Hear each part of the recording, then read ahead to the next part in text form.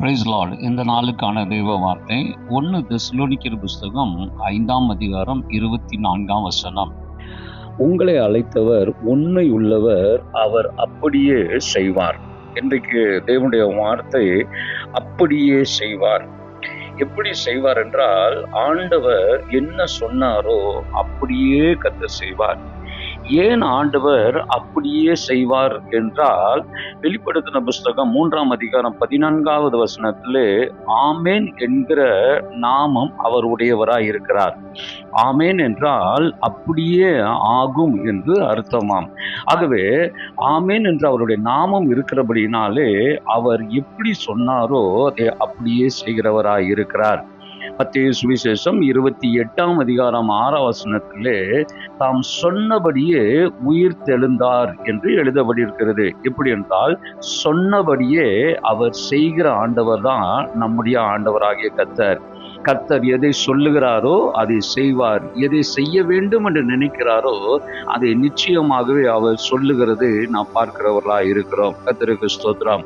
ஒரு சம்பவத்தை சொல்லுகிறேன். 2 ராஜாக்கள் புஸ்தகம் 7ஆம் அதிகாரத்திலே 16ஆம் வசனம் தீர்க்கதரிசியின் மூலமாக நாளைக்கு நடக்கிற ஒரு காரியத்தை கர்த்தர் அங்கு சொல்லுகிறார்.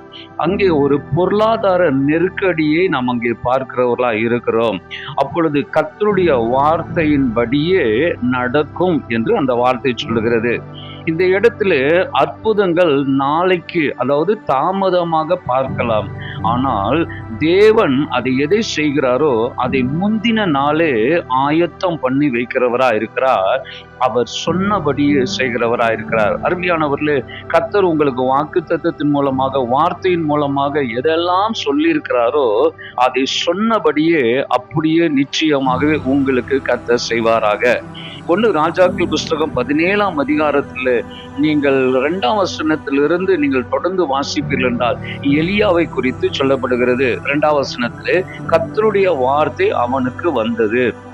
3ஆம் வசனத்திலே ஆண்டவர் அவனை குறிப்பிட்ட இடத்திற்கு போகும்படியாக சொல்லுகிறார். அது என்னவென்றால், அதுதான் கேரித் ஆற்றங்கரை.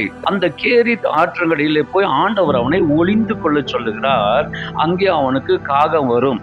எவருக்கும் தெரியாததை நமக்கு செய்கிறவர் நம்முடைய ஆண்டவர்.